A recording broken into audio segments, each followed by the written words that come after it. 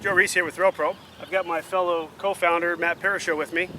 And as Matt and I travel around and we're seeing a lot of children and we're seeing a lot of athletes, both young and old, the constant question keeps coming up: why does my child, or why does my son or daughter, why does my athlete need Throw Pro? What is it going to do for them? But before we do that, let's identify first some of what we call some of the mechanical issues that really are causing Throw Pro to be able to correct. Matt, what are some of the things you see kids doing, or athletes doing, or players doing that is causing some of the issues that we're going to be talking about? The biggest thing is they don't know how to repeat their arm slot. We get the hand behind the head here. We're not going to get good spin. We're going to come sideways across the baseball, and we're going to get a cut to the ball and not maximize the full distance. A lot of kids are getting here and they push the ball. The ball is going to sail up over their partner's head, not hit the cutoff man, not be able to throw the ball to the base. Maybe the kid jumps and makes a play, maybe he doesn't. We get a lazy wrist out here and the front side opens up. Now I'm on the side of the baseball. Now we've got a sinking ball that's just not going to get there. Forces the player to have to make a pick, stretch a little bit extra.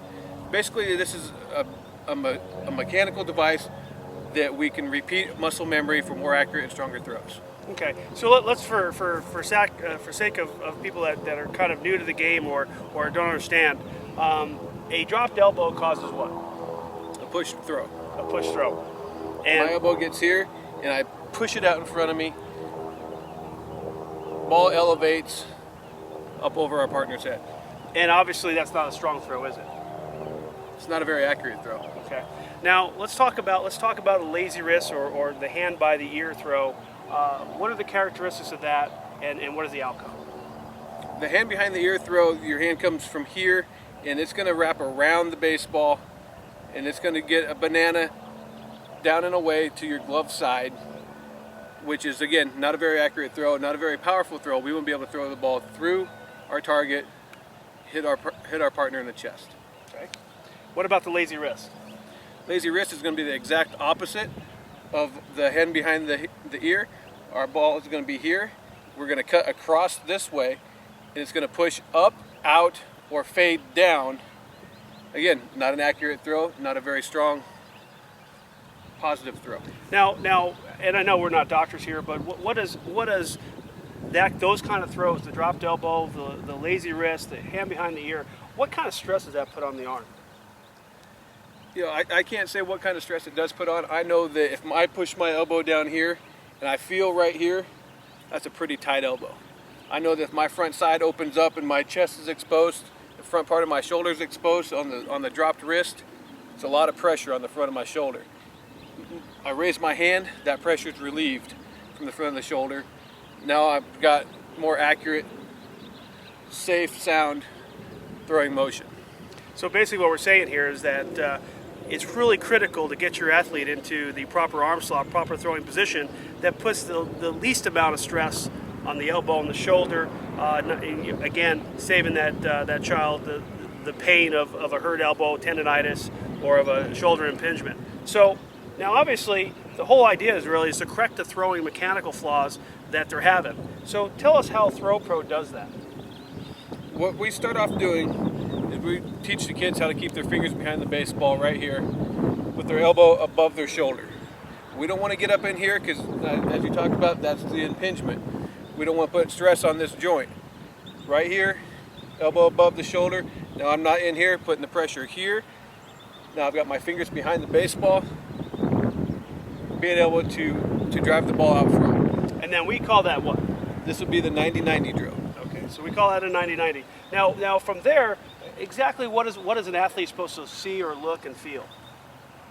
I want to watch this weighted ball right here travel over my white ball into a 90-degree angle and back.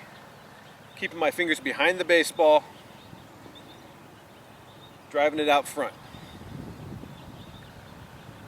I'm looking to keep my elbow up above my shoulder and my hand behind the baseball. My elbow drops because I get tired. Well, now there's our pushing motion.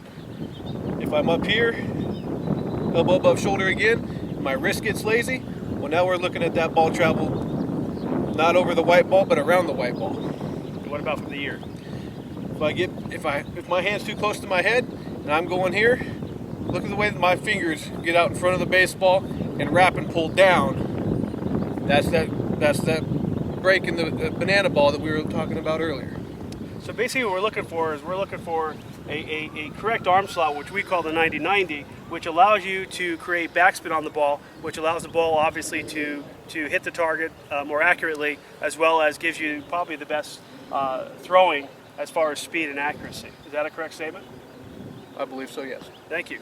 Now, Matt, we obviously know that there's a lot more to Throw Pro than just that, but that alone is a pretty big deal as far as helping kids mechanics. Is there anything else that you'd like to say to anybody that may be thinking about Throw Pro or maybe a little confused of what Throw Pro in your mind does for kids? In your own words, kind of what does Throw Pro do for an athlete, whether that be a 5-year-old athlete or that be a 25-year-old college kid? What's Throw Pro going to do for them? Throw Pro is going to teach them to throw correctly.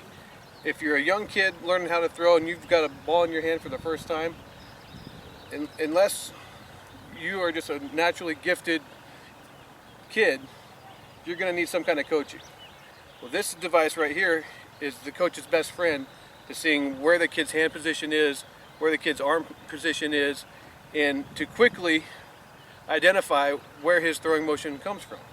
So as a parent and a coach, it allows you, including the athlete, it allows you to kind of see what's going on with the throw and be able to correct it before there's any big issues. It's instant feedback.